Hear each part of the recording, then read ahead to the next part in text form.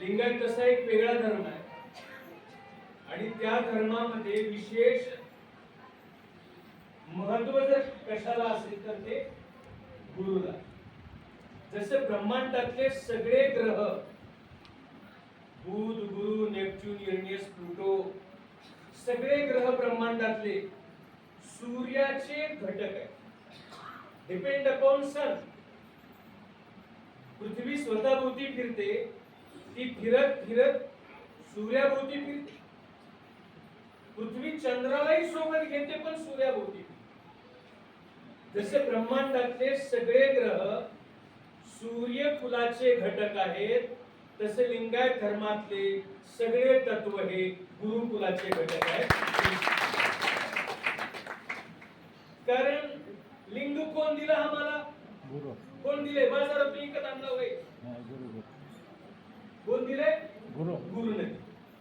हे जंगम आहे, खरंच खरं जंगम आहे, ओरिजिनल आहे, डुप्लिकेट आहे, हे कोण सांगितले आपल्याला? गुरु. तीर्थ कोण? मंत्र कोण? गुरु. भस्म देखील आणलो आपण कोणाच्या हातात लावता आधी? गुरु. म्हणजे लिंगायत धर्मामध्ये आपलं सगळं लौकिक आणि पारलौकिक जीवन हे सगळं गुरुवर अवलंबून. आणि विशेष म्हणजे गुरु, गुरुचा मठ, हे सगळं काम महत्वाचं आहे. म्हणतात आता गाडी सर्व्हिसिंगला येते का नाही आपली? उगाच तसंच चालणाऱ्यावर ऍक्सिडेंट होते. ब्रेक कवा फेल होईल, नट कवा ढिलं होईल, टायर कवा फुटेल सांगता येणार. 50 लाखाची गाडी राहील तर ती अवघड होते.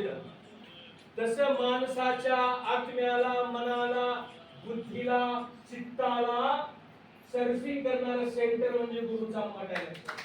Servicing centre. आणि इथल्यावरी सर्व्हिसिंग कुठे बी होईना. शिष्याच्या खिशात डोकावणारे गुरु नाहीये, पण शिष्याच्या अंतरंगात डोकावणाऱ्या गुरुचं नाव डॉक्टर बसवली पटेल.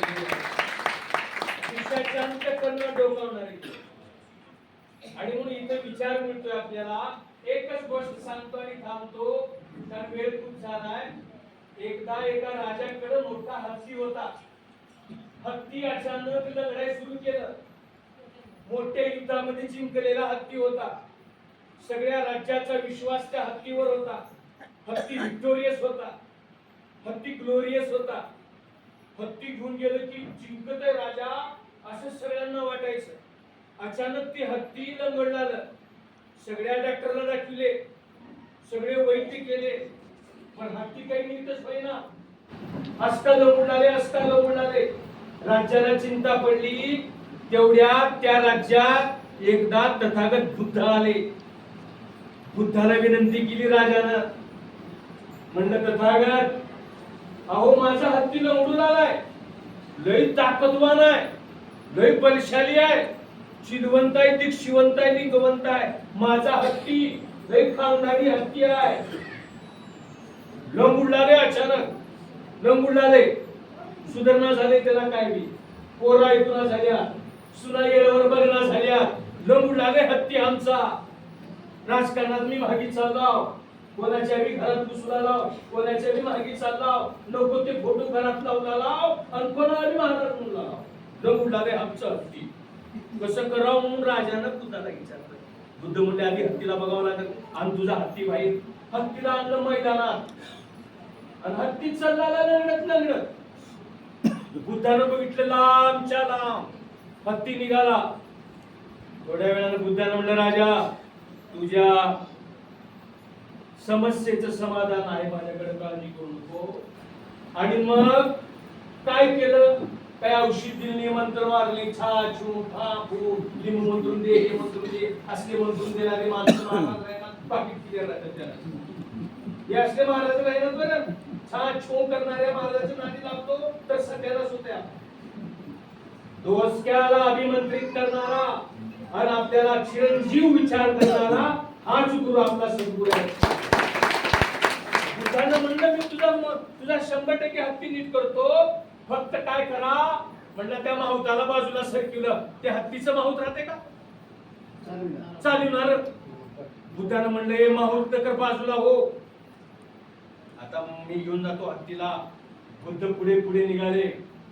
बलशाली लंगडणारा हत्ती 4 पावलंच लंगडला आणि पुन्हा नीट नीट चलत चलत एकदम राईट चलत. लोक म्हणले काय केलं असेल बाबा बुद्धानं, अचानक एवढं हत्ती कसं राईट झालं? औषध नाही काही नाही. 12, 15, 20 वर्ष, 50, 100, 200 वर्ष बसवना म्हणून स्वामी गेल्यापासून लंगडला. तर हे असं का केलं हत्तीला? काय दिलं? कुठलं औषध?